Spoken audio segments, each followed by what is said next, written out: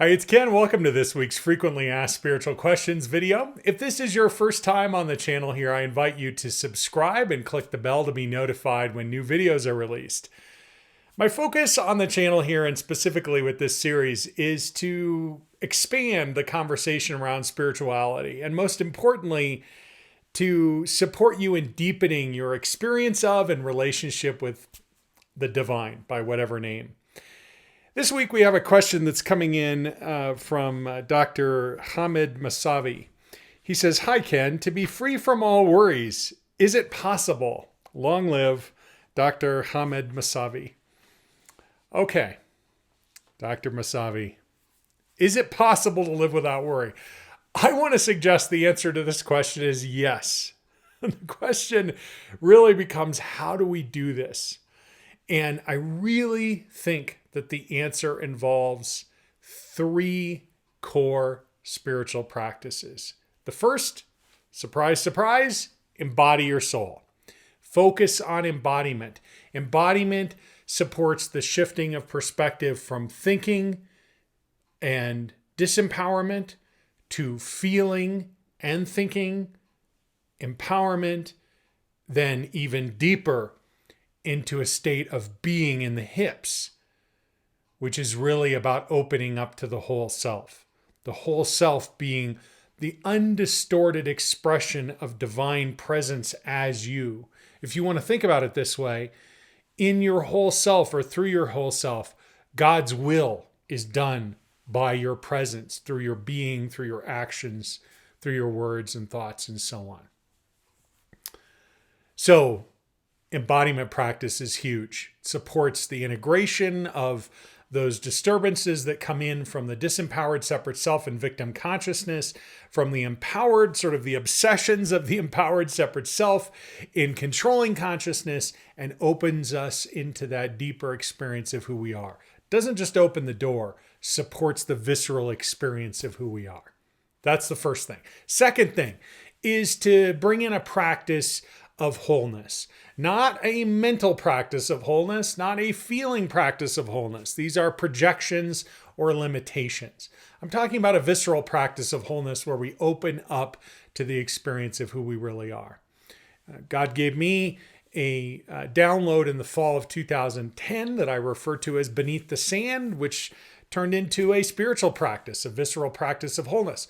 It's one option. There are many different options for exploring your wholeness. Second core piece for living life without worry. The third, and this is essential, but it requires the first two for it to work, and that is to surrender. In our surrender, we accept everything as it actually is. Now, mind you, accepting everything exactly as it is a radical difference and change from being worried about anything. The fear, the concern, the worry is a function of the separate self trying to have things be different than they actually are. That habit of control of the separate self running that projection all the time has been going on for most of us for decades. So it is an ingrained habit. It's not something that changes overnight, and I'm imagining that it's possible. I'm not here trying to tell you that I've done this.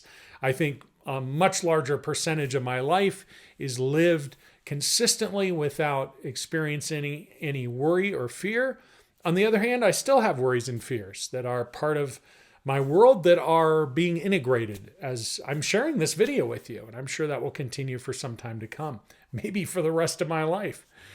So in the practice of surrender and the practice of letting go, it's absolutely essential that we be in late controlling consciousness before we surrender. And the reason for this is that to surrender from that empowered place opens up a profound opening of the blessing of God's grace and presence. It's like unkinking a water hose in a garden that is dying in a drought where all the plants are drying up and disappearing because there's no water. All of a sudden, when we surrender, whoop, the garden hose opens up and all of this beautiful divine presence, this grace floods through the garden and the plants are nourished. But If we try to surrender from the perspective of the disempowered separate self while we're still in victim consciousness, where our primary concern in victim consciousness is on our own safety. If your worry and fear is around your own safety, there's still some internal work to do before surrender. Quite a bit, in fact. We need to open up to the empowered separate self. We need to become identified with our unlimited empowerment, the power, the infinite power of the mind, and so on. There are some really powerful books that could support you in that. One of them, and I'll link these in the description below. One of them is a book that Maxwell Maltz wrote. I'm talking about exploring now, controlling consciousness and stepping into that, taking responsibility and refining and honing the gifts of the empowered separate self. Maxwell Maltz wrote a book called Psycho-Cybernetics that is a very powerful resource.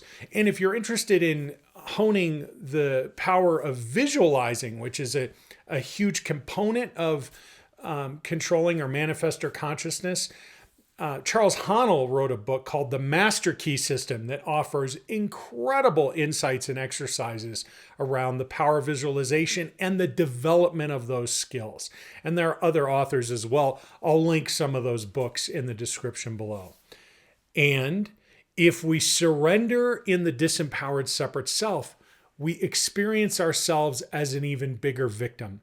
So we really do need to be ready from an integrated standpoint to let go of control from the perspective of the empowered separate self. And once we do that, we open to an experience of grace, presence, and love that is beyond our ability to imagine. And the maintenance, the sustaining of that experience is very much about going deeper and deeper with these practices and learning how to build a new muscle, an orientation towards what is actually real rather than what appears to be real. So I think it's possible, and there are some ideas about how to do it. I'm grateful for the question. Thank you so much for submitting that, Dr. Masabi. And my invitation to you now is, if you have questions or thoughts or reflections, share them in the comments below. If you like the video, please do give it a thumbs up. If you haven't subscribed already, I invite you to subscribe to the channel. And please do take a moment, if you're not already part of our community on the mailing list, and go over and visit us at kenwstone.com and add your name and email address to the newsletter there. I'm grateful we're connected in this way. Look forward to being in touch again soon. Peace.